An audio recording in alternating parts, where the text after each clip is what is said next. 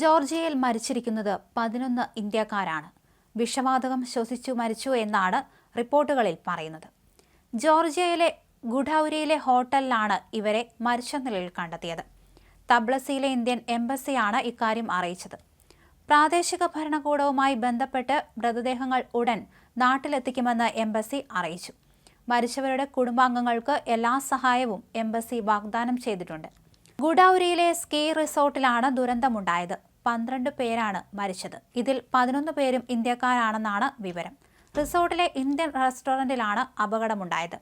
റെസ്റ്റോറന്റിലെ 2ാം നിലയിലുള്ള ക്വാർട്ടേഴ്സിലാണ് ദുരന്തം സംഭവിച്ചത്.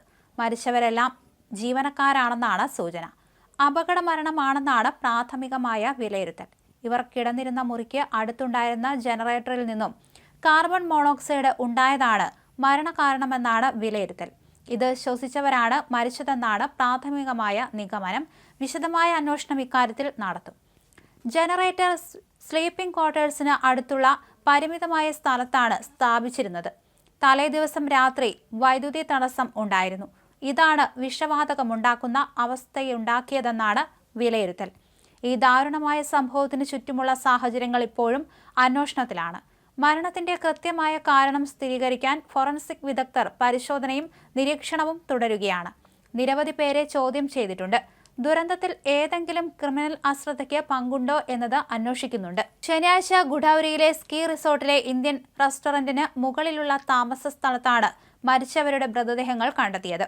ഇരകളായ 11 വിദേശികളും ഒരു ജോർജിയൻ പൗരനും റെസ്റ്റോറന്റിലെ ജീവനക്കാരാണെന്ന് കരുതുന്നതായി ജോർജിയൻ ആഭ്യന്തര മന്ത്രാലയവും അറിയിച്ചിരുന്നു. കൊല്ലപ്പെട്ടവരുടെ വിവരങ്ങൾ ഇതുവരെ പുറത്തുവിട്ടിട്ടില്ല. പ്രാഥമിക പരിശോധനയിൽ മൃതദേഹങ്ങളിൽ അക്രമത്തിന്റെ ലക്ഷണങ്ങളൊന്നും തന്നെ കണ്ടിട്ടില്ലെന്ന് വകുപ്പ് അറിയിച്ചു. കിടപ്പുമുറികൾക്ക് സമീപം അടച്ചിട്ട സ്ഥലത്ത് ഒരു ജനറേറ്റർ കണ്ടെത്തിയതായും വെള്ളിയാഴ്ച കെട്ടിടത്തിന് വൈദ്യുതി നഷ്ടപ്പെട്ടതിനെ തുടർന്ന് തലേദിവസം പ്രവർത്തനക്ഷമമാക്കിയിരിക്കാമെന്നും അവർ പറയുന്നു. കഴിഞ്ഞ ദിവസം രാത്രി വൈദ്യുതി ഇല്ലാത്തതിനെ തുടർന്ന് ജീവനക്കാർ ജനറേറ്റർ പ്രവർത്തിപ്പിച്ചിരുന്നു. ഇതിൽ നിന്നാകാം കാർബൺ മോണോക്സൈഡ് വമിച്ചതെന്നാണ് നിഗമനം. സംഭവത്തെക്കുറിച്ച് ഔദ്യോഗിക അന്വേഷണം ആരംഭിച്ചിട്ടുണ്ടെന്ന് ജോർജിയൻ ആഭ്യന്തര മന്ത്രാലയം അറിയിച്ചിട്ടുണ്ട്. മരണകാരണം കൃത്യമായി കണ്ടെത്താൻ പോസ്റ്റ്മോർട്ടം അടക്കമുള്ള നടപടികളിലേക്ക് പോലീസ് നീങ്ങിയിട്ടുണ്ട്. മരണത്തിന്റെ കൃത്യമായ കാരണം നിർണ്ണയിക്കാൻ കൂടുതൽ പരിശോധനകൾക്കും ഫോറൻസിക് മെഡിക്കൽ വിശകലനത്തിനും ഉത്തരവിട്ടിട്ടുണ്ട്. ആഭ്യന്തര മന്ത്രാലയം വ്യക്തമാക്കി. സംഭവവുമായി ബന്ധപ്പെട്ടവരുടെ മൊഴി രേഖപ്പെടുത്തുന്നുണ്ട്. മനഃപൂർവ്വമല്ലാത്ത നരഹത്യാ കുറ്റം ചുമത്തിയാണ് കേസ് രജിസ്റ്റർ ചെയ്തിട്ടുള്ളത്.